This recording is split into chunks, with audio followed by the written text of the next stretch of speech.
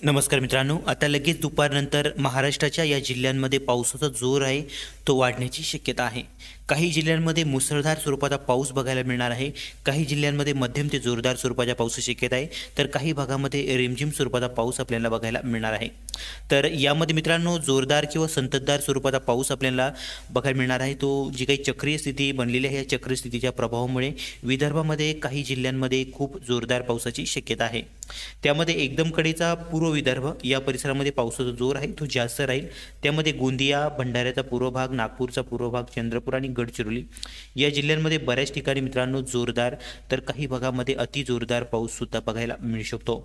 नागपूर आणि नागपूरच्या आसपासच्या परिसरामध्ये जोरदार पावसाची शक्यता आहे। आज 17 जुलै मित्रांनो सकाळपासूनच या भागांमध्ये मित्रांनो पाऊस बघायला मिळत आहे। दुपारी आणखी काही भागामध्ये पावसाचा जोर आहे तो वाढण्याची शक्यता आहे। त्याचबरोबर मित्रांनो राज्याच्या इतर भागांमध्ये बघितलं तर इतर भागांमध्ये सुद्धा पावसाचा जोर दुपारनंतर वाढणार आहे। त्यामध्ये कोकण विभागामध्ये पावसाचा जोर कंटिन्यू आहे, रिमझिम स्वरूपाच्या पावसाची शक्यता, अधूनमधून जोरदार स्वरूपाचा पाऊस। तर इकडं मराठवाड्यामध्ये संभाजीनगर, जालना, परभणी, हिंगोली, बीड, उस्मानाबाद, लातूर, नांदेड सर्व जिल्ह्यांमध्ये मित्रांनो मध्यम ते जोरदार स्वरूपाचा पाऊस बघायला मिळेल। जोरदार स्वरूपाचा पाऊस भाग बदलत बऱ्याच भागामध्ये असणार आहे शक्यता। त्यानंतर अमरावती विभागामध्ये सुद्धा भाग बदलत जोरदार पावसाची शक्यता आहे। रिमझिम स्वरूपाचा पाऊस बहुतांश भागामध्ये बघायला मिळेल। अमरावती विभाग, अमरावती, अकोला, बुलढाणा, वाशिम, यवतमाळ सर्व जिल्हे येतात। त्यानंतर नाशिक विभागामध्ये बघितलं तर नाशिक विभागातील उत्तर महाराष्ट्रामध्ये मुख्यत्वे करून धुळे आणि नंदुरबारच्या परिसरामध्ये पावसाचा जोर जास्त राहील। भाग बदलत जोरदार पावसाची शक्यता आहे, रिमझिम पावसाची शक्यता बऱ्याच भागामध्ये। नाशिक आणि नाशिकच्या आसपासच्या परिसरामध्ये पश्चिम पट्ट्यामध्ये रिमझिम स्वरूपाचा पाऊस, पूर्वी भागामध्ये नाशिकच्या पावसाचा जोर कमी आहे, रिमझिम स्वरूपाचा पाऊस अधूनमधून काही ठिकाणी बघायला मिळू शकतो। अहमदनगर जिल्ह्यामध्ये एकदम कडेचा पूर्वी परिसर या परिसरामध्ये भाग बदलत काही ठिकाणी जोरदार स्वरूपाचा पाऊस होऊ शकतो। व जो काही पश्चिम परिसर आहे, पश्चिम परिसरामध्ये पावसाचा जोर कमी आहे, अधूनमधून काही ठिकाणी रिमझिम स्वरूपाचा पाऊस बघायला मिळू शकतो।